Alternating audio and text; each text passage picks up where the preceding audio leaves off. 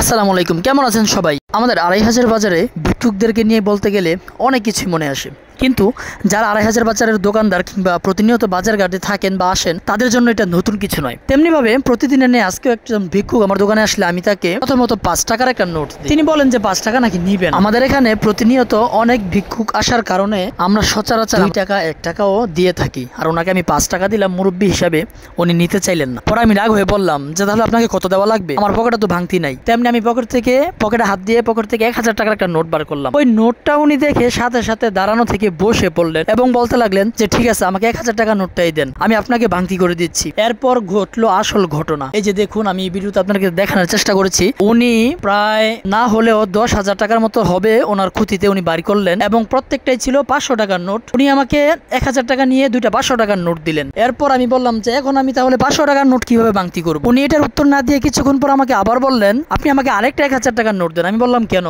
বলতেছে আমি আপনাকে আরো ভাঙতি দিব, কারণ ওনার কাছে অনেক ৫০০ টাকার নোট ছিল। পরে আমি আবার ওনাকে আরো ১,০০০ টাকার নোট দেই, উনি আমাকে আরো ৫০০ টাকার নোট দেয়। বলার বিষয় হচ্ছে, দেখেন একজন ভিক্ষুকের কাছে কি পরিমাণ টাকা থাকতে পারে যেটা আপনার আমার চোখ কপালে উঠে যাবে। আমি তো রীতিমতো অবাক হই, যার কারণে ভিডিওটি করলাম।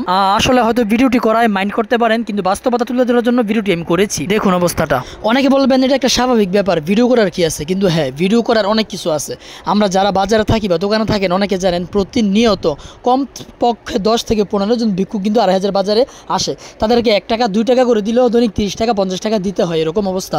তো এখানে কারা আসল ভিক্ষুক আর কারা নকল, তাদেরকে আমরা কিভাবে বুঝবো, কিভাবে চিনবো? এজন্য আপনাদের সামনে তুলে ধরলাম যে আপনারাই বুঝবেন কে আসল কে নকল। সবাইকে কিন্তু কেউ করে অভাবে, কেউ করে স্বভাবে। একজনের জন্য কিন্তু আরেকজন পায় না। যারা সত্যিকারের প্রাপ্য, ভিক্ষুকের প্রাপ্য, তারাই কিন্তু ঠিকমতো পাচ্ছে না, কারণ অনেকে স্বভাবগত কারণে ভিক্ষা করে। এই জন্য